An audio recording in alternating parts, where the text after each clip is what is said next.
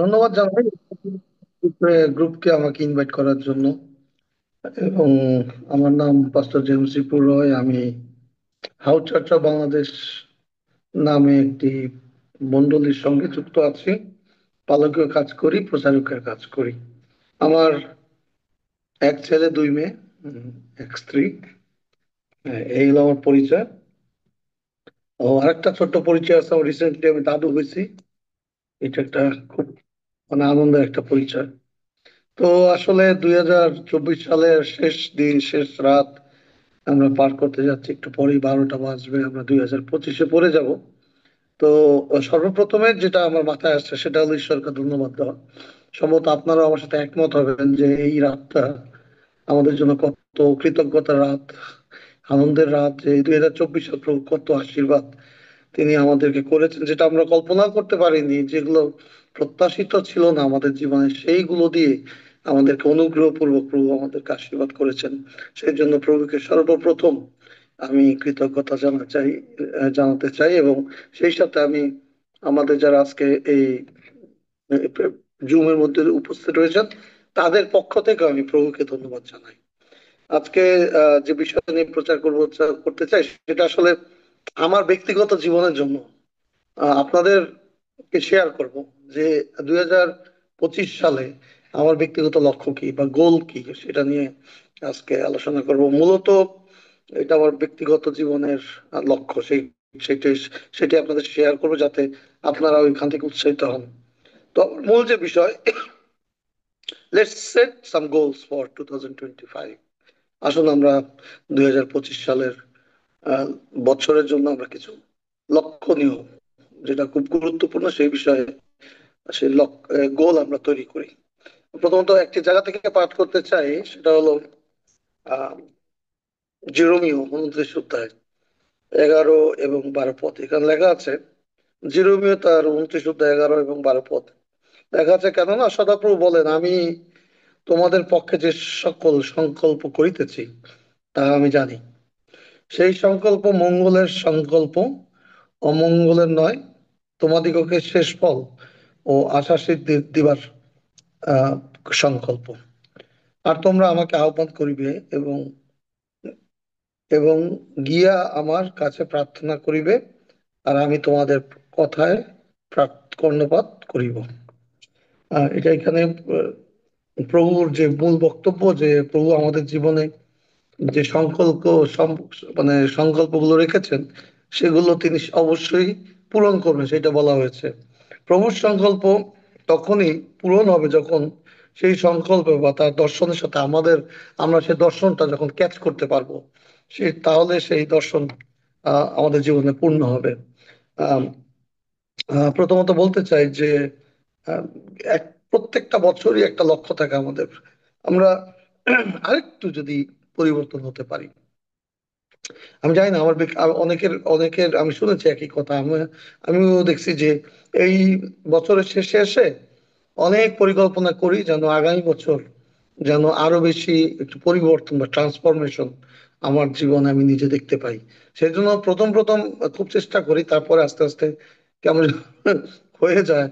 কিন্তু অনেকে আছে যারা সারা বছর ওই প্রতিজ্ঞা কিন্তু রক্ষা করে।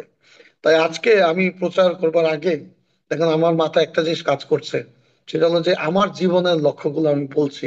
যদি আপনাদের পছন্দ হয় আপনারা সেটাকে অ্যাডপ্ট করতে পারেন।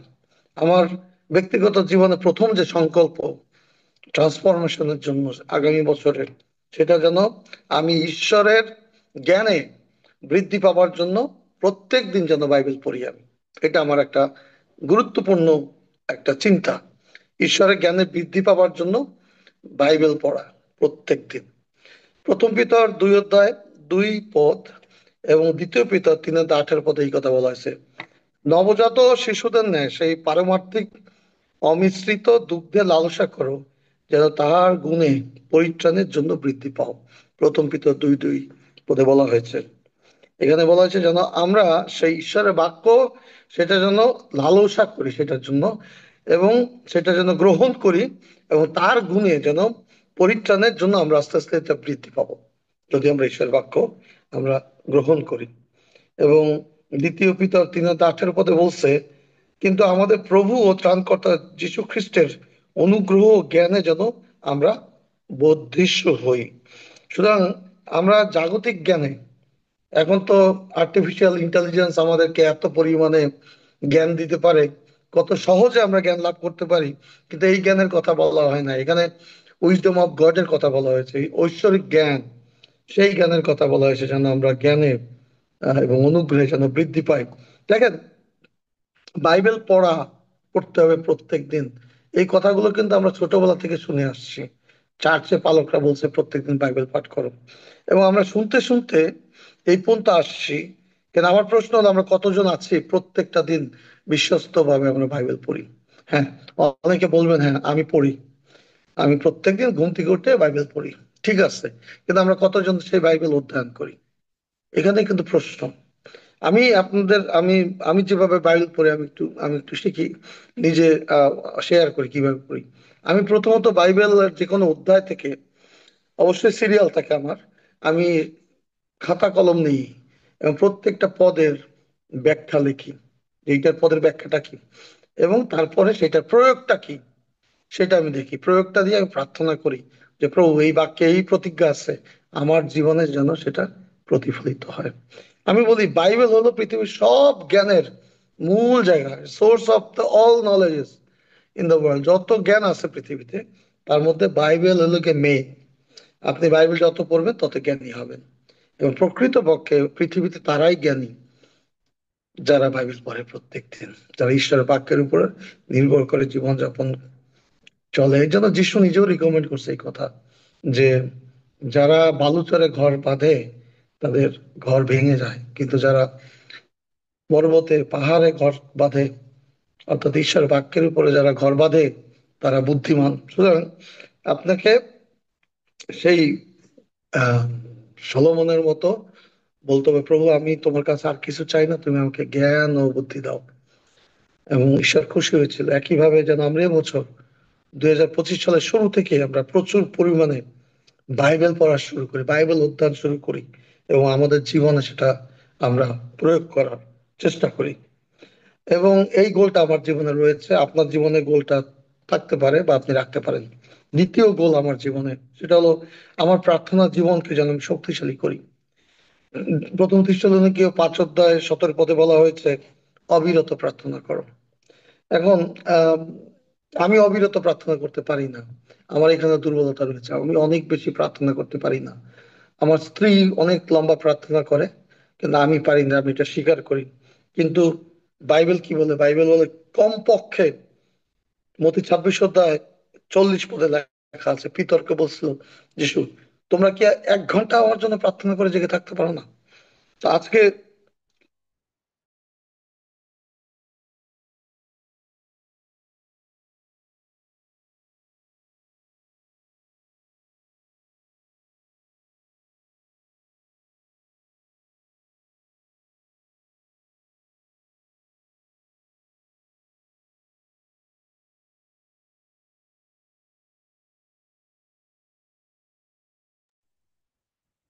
একটু অপেক্ষা করি, সম্ভবত নেটের প্রবলেম হচ্ছে। আমার লক্ষ্য এটা, যে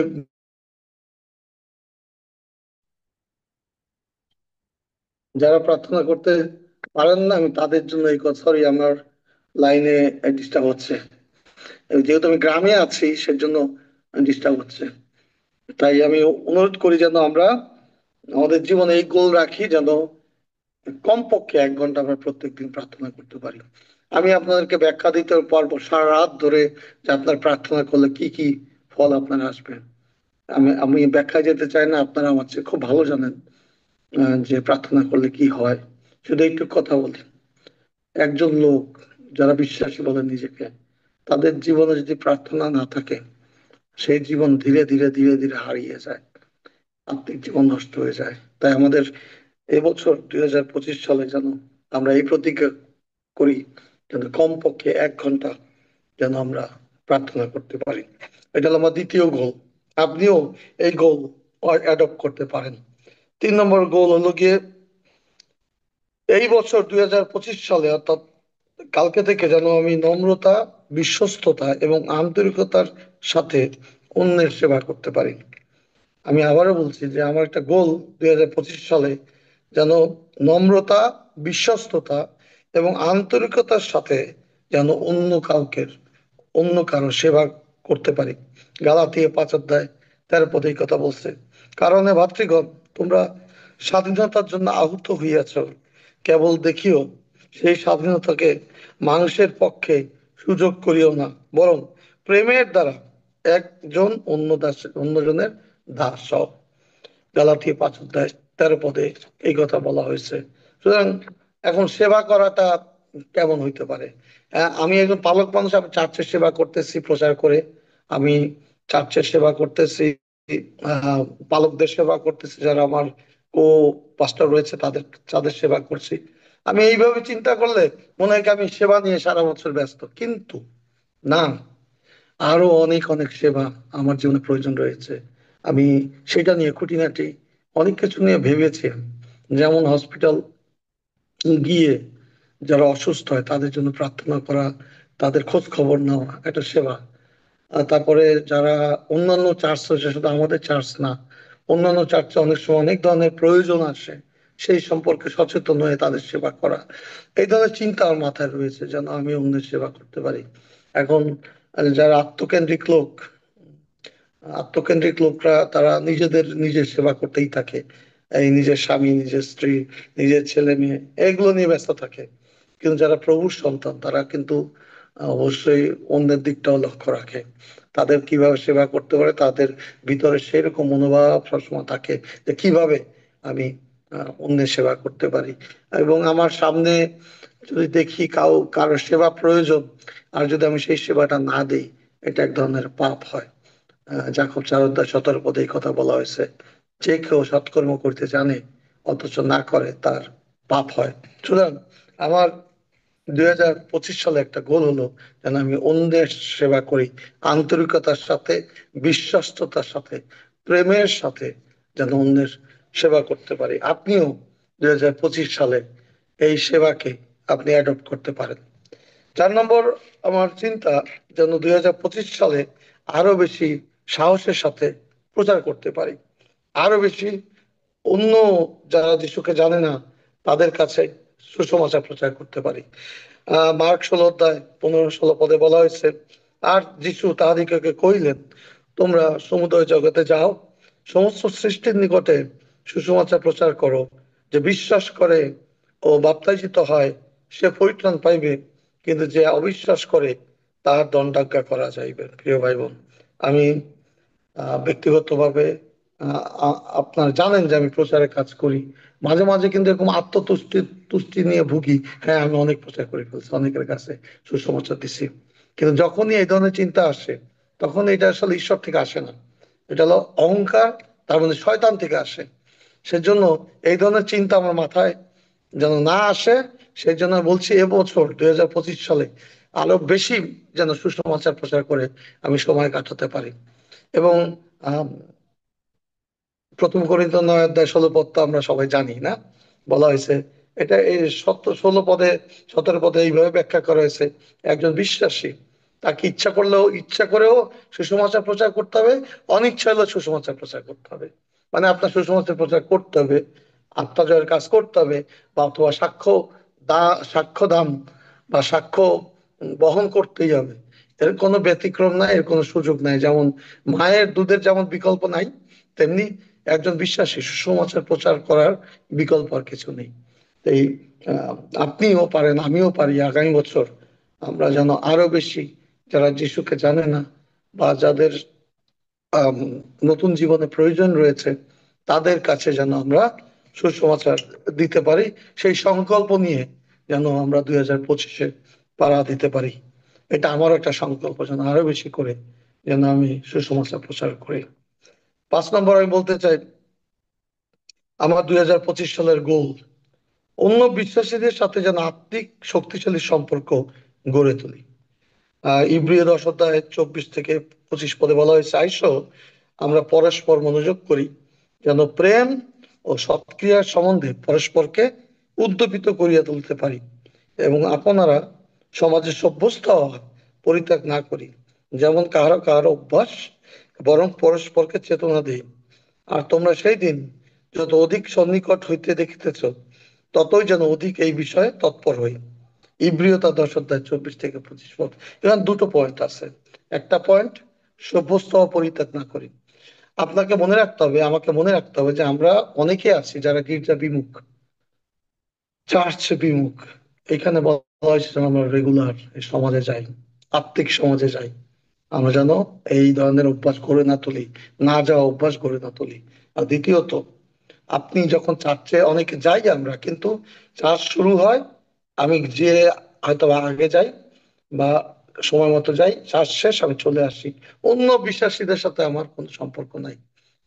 এটাকে আসলে আমরা কি কি বলতে পারি, অর্ধেক অর্ধেক আমি বিশ্বাসী জীবনযাপন করছি। একজন বিশ্বাসীর অবশ্যই অন্য বিশ্বাসীর সাথে সুসম্পর্ক থাকতে হবে। এবং যখন আমরা অন্য বিশ্বাসের সাথে সুসম্পর্ক গড়ে তুলি, তার মধ্যে প্রভু যীশু খ্রিস্ট সেই সম্পর্ককে আশীর্বাদ করেন। এবং আমরা বলি না রক্তের সম্পর্ক যেমন কঠিন না, বাবা মা ভাই বোন, সাংঘাতিক একটা বিষয় রক্তের সম্পর্ক। ঠিক একইভাবে যিশু আপনার আমার জন্য রক্ত দিয়েছেন, যাতে আমরা রক্তের চেয়েও বেশি সম্পর্ক, যারা যারা আত্মিক ভাই বোন রয়েছে তাদের সাথে যেন আমাদের সুন্দর সম্পর্ক আমরা গড়ে তুলতে পারি। আহ আমি আমার ব্যক্তিগত জীবনে দুর্বলতা রয়েছে, আমি খুব বেশি কমিউনিকেশন করতে পারি না, অনেকের সাথে যোগাযোগ করতে পারি না, ফোন দিয়ে জিজ্ঞেস করি না কেমন আছেন। এখন হুট করে হয়তোবা দেখা গেল 1 মাস পরে একটা ফোন দিলাম। এই ধরনের বদ অভ্যাস আমার আছে। আবার আমাদের এইখানে জুমের মধ্যে অনেকে আছে যারা ফোন দিয়ে অন্তত জিজ্ঞেস করে কেমন আছেন, অনেকে আছে। আমি তাদেরকে ধন্যবাদ জানাই যে আপনাদের সুন্দর একটা মন রয়েছে। আমিও চাচ্ছি এবছর থেকে 2025 সালে যেন অন্তত দেখা না হলেও অন্তত খোঁজ খবর নেওয়া ফোনে বা অন্য অন্য বিশ্বাসী ভাই বোনদের সাথে ভালো সম্পর্ক, আরো শক্তিশালী সম্পর্ক যেন গড়ে তুলতে পারি। কারণ এরা আমার আত্মিক ভাই বোন, এদের সঙ্গে আমি স্বর্গে গিয়ে ঈশ্বরের গৌরব করব, স্বর্গে গিয়ে ঈশ্বরের প্রশংসা করব। এরা তারাই যারা আমার জন্য প্রত্যেকদিন প্রার্থনা করে। সুতরাং তাদের সাথে আমার সুন্দর সম্পর্ক আমাদের বজায় রাখা দরকার রয়েছে। প্রিয় ভাই বোন, আমি সবাইকে উৎসাহিত করি, আসুন আমরা 2025 সালে আরো বেশি অন্য ফেলোশিপের সাথে, অন্য শুধু আমার মন্ডলী না, অন্য মন্ডলীর লোকদের সাথেও যেন আমরা আত্মিক সম্পর্ক জোরদার করি, শক্তিশালী সম্পর্ক যেন গড়ে তুলি। 6 নম্বর আমার গোল হলো পবিত্র জীবনের জন্য সর্বদা চেষ্টা করা। পবিত্র জীবনের জন্য সর্বদা যেন আকাঙ্ক্ষী থাকি আমি। প্রথম পিতর 1 অধ্যায় 16 পদে লেখা আছে, কেননা লেখা আছে তোমরা পবিত্র হইবে, কারণ আমি পবিত্র। আমাদের ঈশ্বর পবিত্র, তাই আমাকে পবিত্র থাকতে হবে। এখন এটা নিয়ে ব্যাপক ব্যাপক কি বলে আলোচনা রয়েছে, পবিত্রতা কি। আপনি আমি জানি, দেখেন আমরা কেউ আহ কেউ আমরা পারফেক্ট না। অবশ্যই আমাদের জীবনে ভুল ত্রুটি আছে, সেজন্য আমরা কারো দিকে আঙ্গুল তোলার সেই সুযোগটা কিন্তু নাই। কারণ আমরা কেউ সমালোচনার ঊর্ধ্বে না, আমাদের জীবনে অনেক ভুল ত্রুটি থাকতেই পারে অবশ্যই। কিন্তু এটা নিয়ে আমি সন্তুষ্ট না থাকি, যেন আমরা সেই ভুলগুলো থেকে যেন বেরোয় আসতে পারি, সেই আকাঙ্ক্ষা যেন আমার অন্তরে থাকে। এবং সেই আকাঙ্ক্ষাকে পূরণ করার যে অনুপ্রেরণা, সেটা আমাদের ঈশ্বর দেন। কিভাবে? কারণ আমাদের ঈশ্বর পবিত্র। তাই যদি আপনি প্রত্যেক দিন ঘুম থেকে উঠে যদি এই চিন্তা করি যে আমি আজকে মিথ্যা কথা বলবো না, আমি আজকে এমন কিছু করবো না আমার চোখ দিয়ে, আমার কান দিয়ে, আমার কথা দিয়ে, যেটা ঈশ্বরের গৌরব অগৌরব হয়। এইভাবে যেন আমরা সবসময় পবিত্রতার পিছনে আমরা ধাবমান হতে পারি। এবং সেই আকাঙ্ক্ষা যেন আমার জীবনে থাকে, প্রভু আমি যেন অসচ্ছি কোনো কাজ আমার জীবন দ্বারা না হয়। হয়তো বা এটা কঠিন, কিন্তু আমরা চেষ্টা করলে প্রভু আমাদের অন্তর জানেন এবং পবিত্রতা আমাদেরকে সাহায্য করবেন যেন 2025 সালে যেন আমরা এই ধরনের সেই অপবিত্র কাজ ভিতরে জড়িত না হই ইচ্ছা করে। আমাদের পাপ কতটা পাপ আছে আমরা কেউ বলতে পারি না। এমনকি বাইবেল বলে আমাদের পাপ চুলের চেয়েও বেশি, আমাদের যে চুল তার চেয়েও বেশি। তাই আহ, এই এই এই এইখানে আমরা যারা যতজন উপস্থিত রয়েছি, হতে পারে আমাদের জীবনে অনেক পাপ রয়েছে। আমি হয়তো বা ব্যর্থ হয়েছি, চেষ্টা করেছি মিথ্যা কথা না বলার, আমি চেষ্টা করেছি খারাপ কাজ না করার, আমি চেষ্টা করেছি এইটা না করার ওটা না করার, কিন্তু আমি করে ফেলছি। কিন্তু এই যে দেখেন, প্রভু বাঁচিয়ে রেখেছে আপনাকে আমাকে, যেন আপনি আমি উদাহরণ হই, যেন আগামী বছর যেন আমরা যেন পবিত্রভাবে জীবনযাপন করার জন্য প্রাণপণ আমরা করে যাই। এটা আমার আগামী বছরের গোল। আপনিও এই গোলকে অ্যাডপ্ট করতে পারেন, গ্রহণ করতে পারেন। 7 নম্বর আমার যেটা লক্ষ্য আগামী বছরের জন্য, যেন পাপকে সর্বশক্তি দিয়ে প্রতিরোধ করি। প্রথম থিস্সলুনীকে 5 অধ্যায় 22 পদে বলা হয়েছে, সর্বপ্রকার মন্দ বিষয় হতে দূরে থাকো। আমি দেখেন, আহ মন্দ বিষয় থেকে দূরে থাকা মানে কি? আপনি আমি যেখানে আছি সেখানে মন্দতা রয়েছে, সেখান থেকে যেন আমরা এক পা দূরে চলে যাই। অর্থাৎ এই জগতে যতদিন আমাদের বেঁচে আছি, ততদিন আমাদের চারিপাশে এমন এমন কিছু আমরা দেখতে পাচ্ছি, সেগুলো মন্দতা। বাইবেল ভিত্তিক যদি চিন্তা করি, এগুলো মন্দতা, সেখান থেকে আমাদের দূরে থাকতে হবে। এবং প্রতিরোধ করার কথা বলা হয়েছে, দেখেন, যেখান থেকে ওই পথটা নিয়েছে প্রথম থিস্সলুনীকে, এখানে পবিত্রতার কথা বলা হয়েছে। আসলে আমাদের শক্তি দিয়ে আমরা মন্দকে, পাপকে আমরা পরাজিত করতে পারি না। আমাদের পবিত্রতার শক্তি দরকার। সেজন্য প্রত্যেকটা দিন প্রার্থনা করেন যেন আপনি পাপের উপরে বিজয় জীবন যাপন করতে পারেন। আর ওই যে যেটা বলা হয়েছে রোমিওতে সম্ভবত 12 অধ্যায় 28 পদে বলা হয়েছে, যেন আমরা মন্দের দ্বারা পরাজিত নয়, কিন্তু উত্তমের দ্বারা মন্দকে পরাজিত করি। সেইভাবে জীবনযাপন করার সেই কি বলে, আহ, সেই মাইন্ড, সেই মন আমাদের আজকে তৈরি করা দরকার, যাতে 2025 সালে যেন আমরা পাপ থেকে যেন দূরে দূরে থাকি, পাপ আসতে যেন আমরা পবিত্রতার কাছে সাহায্য নেই, যেন পাপকে আমরা প্রতিরোধ করতে পারি। সর্বশেষ আমার যে চিন্তা 2025 সালের জন্য, সেটা হলো সর্বদা যেন প্রভুতে আনন্দে থাকি। ফিলিপিও 4 অধ্যায় 4 পদে বলা হয়েছে, তোমরা সর্বদা প্রভুতে আনন্দ করো। পুনরায় বলিব, আনন্দ করো। জীবনে অনেক কিছু ঘটে, আমাদের এই মুখে অনেক সুন্দর হাসি দিয়েছে প্রভু, আমাদের চেহারাটা প্রভু দিয়েছেন, যেন এই চেহারাটার মধ্য দিয়ে যেন প্রভুর গৌরব আসে। সেজন্য আমাদের মুখে সর্বদা যেন হাসি থাকে, আমরা যেন আনন্দের মধ্যে থাকি। আহ, একটা দৃশ্যের কথা মনে পড়ে প্রায়, সেটা হলো যখন স্টিফানকে মারা হয়, স্টিফান কোন দিকে তাকিয়েছিল? উপরের দিকে, স্বর্গের দিকে তাকিয়েছিল।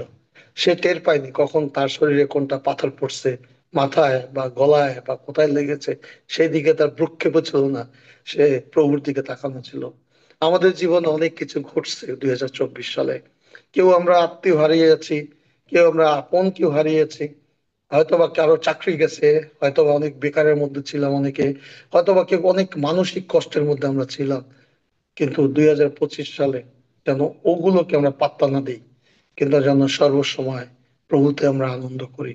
আর যখন আমরা প্রভুতে আনন্দ করি, তার মানে আপনি প্রভুর সঙ্গে রয়েছেন, এবং প্রভু জানেন আপনার অন্তরের খবর, অন্তরের চিন্তা।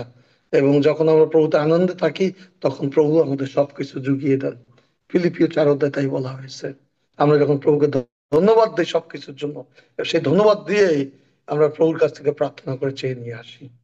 প্রিয় ভাই বোন, আমি এই বলে আপনাদেরকে সান্ত্বনা দিতে চাই যে গোলগুলো, 8টি গোল আমি আজকে দিয়েছি, 8টি গোল আমার জন্য, আমার জন্য। আমার জীবনে পরিবর্তন দরকার, সত্যি কথা, আমার জীবনে পরিবর্তন দরকার। তাই আমি 8টি গোল স্থির করছি। আমি জানি না কতটা সফল হতে পারবো, তবে আমি আমার আমার সর্বশক্তি দিয়ে চেষ্টা করবো, আমি সেটাও বলবো না। আমি বলবো ঈশ্বরের অনুগ্রহের দিকে আমি তাকিয়ে থাকবো, যেন এই বিষয়ে প্রভু আমাকে সফল করেন। প্রভু নিশ্চয়ই, তাহলে আপনি যদি এভাবে চেষ্টা করেন, আপনাকে প্রভু সফল করবে। আমেন। ঈশ্বর তার নিজ বাক্যের মধ্যে দিয়ে আমাদের সবাইকে আশীর্বাদ দান করুক। ধন্যবাদ। আমেন। আমেন। ঈশ্বরের গৌরব করি সুন্দর সময়ের জন্য, সুন্দর বাক্যের জন্য।